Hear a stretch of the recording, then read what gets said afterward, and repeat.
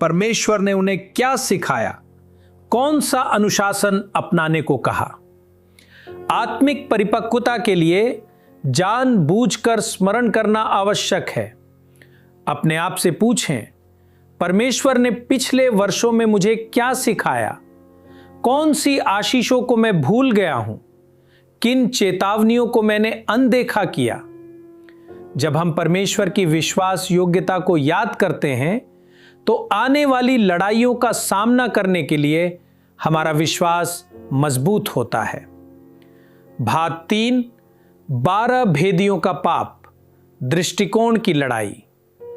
व्यवस्था विवरण 1:19-46। मूसा इज़राइल की सबसे बड़ी असफलताओं में से एक को याद दिलाते हैं। 12 भेदिए कनान देश में गए, 10 भय लेकर लौटे, 2 यहोशू और कालेब विश्वास लेकर लौटे। असली समस्या क्या थी? समस्या दैत्याकार लोग नहीं थे, समस्या देश भी नहीं था, समस्या उनका दृष्टिकोण था। उन्होंने परिस्थितियों को परमेश्वर से बड़ा मान लिया। इब्रानी समझ, विश्वास का अर्थ वास्तविकता से आंखें बंद करना नहीं है। विश्वास का अर्थ है परमेश्वर के दृष्टिकोण से परिस्थितियों को देखना। 10 भेदियों ने बाधाओं को देखा। यहोशू और कालेब ने परमेश्वर की प्रतिज्ञा को देखा। आत्मिक शिक्षा, बहुत से विश्वासी लड़ाई शुरू होने से पहले ही हार मान लेते हैं, क्योंकि वे सब कुछ डर की दृष्टि से देखते हैं। डर समस्याओं को बड़ा बना देता है। विश्वास परमेश्वर को बड़ा दिखाता है। स्वयं से पूछें, परमेश्वर ने उन्हें क्या सिखाया, कौन सा अनुशासन अपनाने को कहा। आत्मिक परिपक्वता के लिए जानबूझकर स्मरण करना आवश्यक है। अपने आप से पूछें, परमेश्वर ने पिछले वर्षों में मुझे क्या सिखाया, कौन सी आशीषों को मैं भूल गया हूं, किन चेतावनियों को मैंने अनदेखा किया। जब हम परमेश्वर की विश्वास योग्यता को याद करते हैं तो आने वाली लड़ाइयों का सामना करने के लिए हमारा विश्वास मजबूत होता है। भाग 3, 12 भेदियों का पाप, दृष्टिकोण की लड़ाई। व्यवस्था विवरण 1:19-46। मूसा इज़राइल की सबसे बड़ी असफलताओं में से एक को याद दिलाते हैं। 12 भेदिए कनान देश में गए, 10 भय लेकर लौटे, 2 यहोशू और कालेब विश्वास लेकर लौटे। असली समस्या क्या थी? समस्या दैत्याकार लोग नहीं थे, समस्या देश भी नहीं था, समस्या उनका दृष्टिकोण था। उन्होंने परिस्थितियों को परमेश्वर से बड़ा मान लिया। इब्रानी समझ, विश्वास का अर्थ वास्तविकता से आंखें बंद करना नहीं है। विश्वास का अर्थ है परमेश्वर के दृष्टिकोण से परिस्थितियों को देखना। 10 भेदियों ने बाधाओं को देखा। यहोशू और कालेब ने परमेश्वर की प्रतिज्ञा को देखा। आत्मिक शिक्षा, बहुत से विश्वासी लड़ाई शुरू होने से पहले ही हार मान लेते हैं, क्योंकि वे सब कुछ डर की दृष्टि से देखते हैं। डर समस्याओं को बड़ा बना देता है। विश्वास परमेश्वर को बड़ा दिखाता है। स्वयं से पूछें, क्या आप परिवार की समस्याओं को डर से देख रहे हैं? आर्थिक कठिनाइयों को डर से देख रहे हैं? सेवकाई की चुनौतियों को डर से देख रहे हैं? या फिर आप उन्हें परमेश्वर की प्रतिज्ञाओं की दृष्टि से देख रहे हैं? भाग 4, जंगल की पीढ़ी और नई पीढ़ी। अब मूसा के सामने पूरी तरह नई पीढ़ी खड़ी है। मिस्र से निकली पुरानी पीढ़ी लगभग समाप्त हो चुकी है। अब एक नई पीढ़ी को उठना है। भविष्यवाणी जैसा चित्र ये आत्मिक परिपक्वता का चित्र है।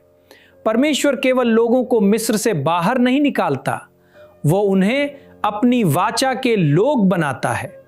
मिस्र किसका प्रतीक है? बंधन। पाप संसार जैसी सोच। जंगल किसका प्रतीक है? परीक्षा, शुद्धिकरण, परिवर्तन।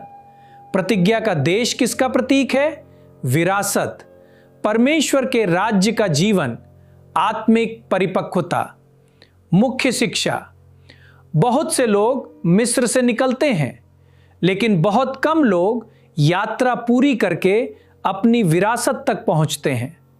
मुद्दा केवल उद्धार का नहीं है, मुद्दा है धैर्यपूर्वक चलते रहना और परमेश्वर द्वारा बदले जाना। भाग 5, मूसा नेताओं को नियुक्त करते हैं।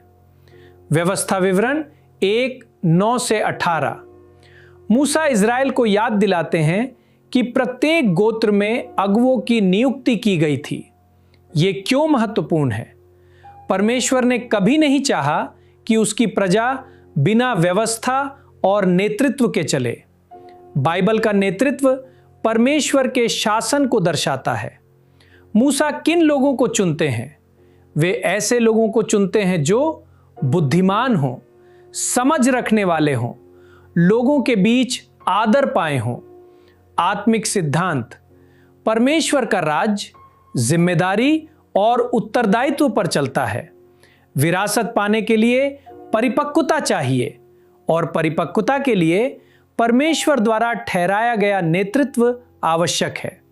भाग 6, हफ्तारा से संबंध।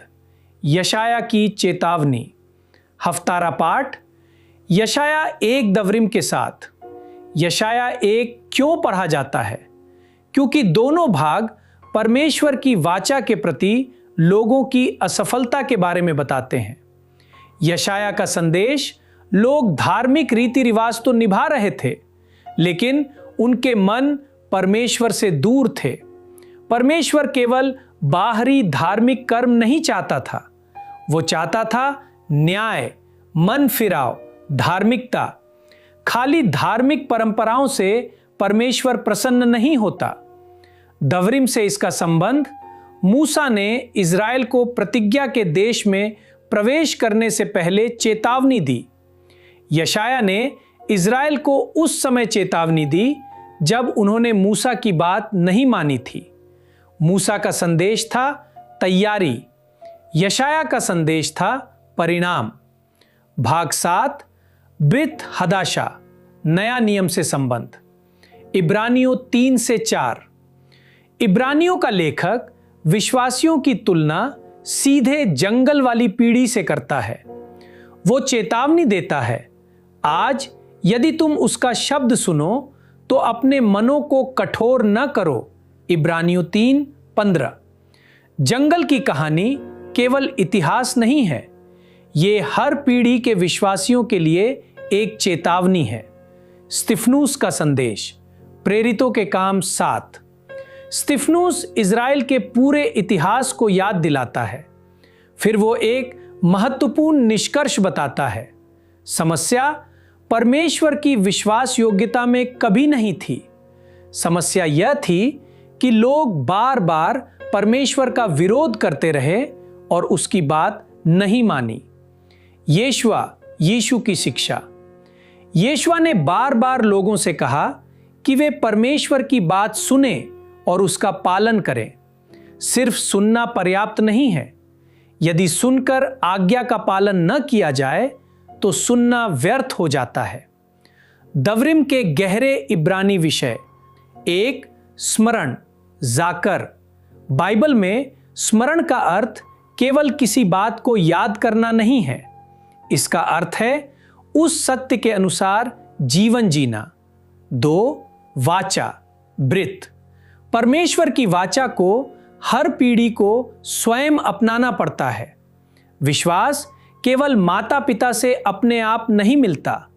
हर पीढ़ी को स्वयं निर्णय लेना होता है कि वो परमेश्वर की आज्ञा मानेगी या नहीं। 3, सुनना।